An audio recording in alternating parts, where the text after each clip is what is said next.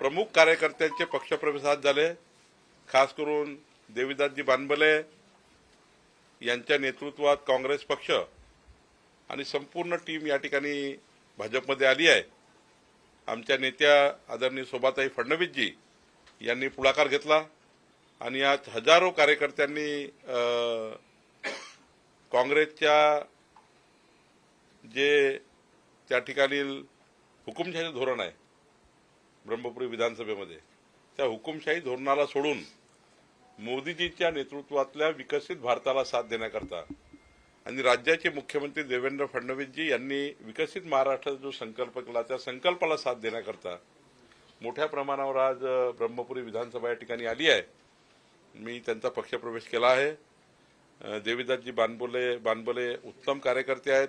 त्यांच्या नेतृत्वामध्ये निश्चितपणे भारतीय जनता पार्टी पुढे मजबूत होईल आणि आमच्या शोभा काकू आणि आम्ही सर्व त्यांना आश्वस्त केलं आहे की त्या भागाच्या विकास कामाकरता डबल इंजिन सरकार महाराष्ट्रातलं आणि देशातलं सरकार आम्ही ब्रह्मपुरी विधानसभेच्या कार्यकर्त्यांना योग्य न्याय देण्याचा आम्ही प्रयत्न करणार आहोत। सर, भाजपचे आमदार संतोष दानवे यांची एक ऑडिओ क्लिप व्हायरल होत आहे। त्यांनी एका अधिकाऱ्याला धमकी दिली नाही, मी ती आता बघितली नाही। बघून यावर प्रतिक्रिया देणे योग्य आहे।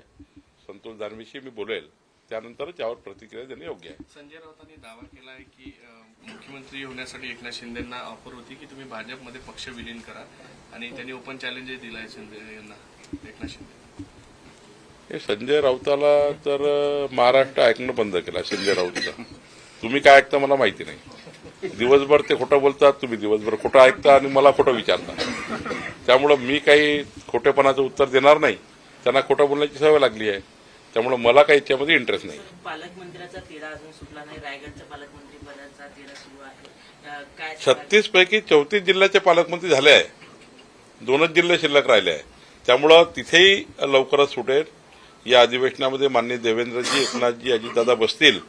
आमचे तिन्ही नेते सक्षम आहे, बसतील आणि निर्णय करतील आणि त्या ठिकाणी सरकारचं पूर्ण लक्ष आहे।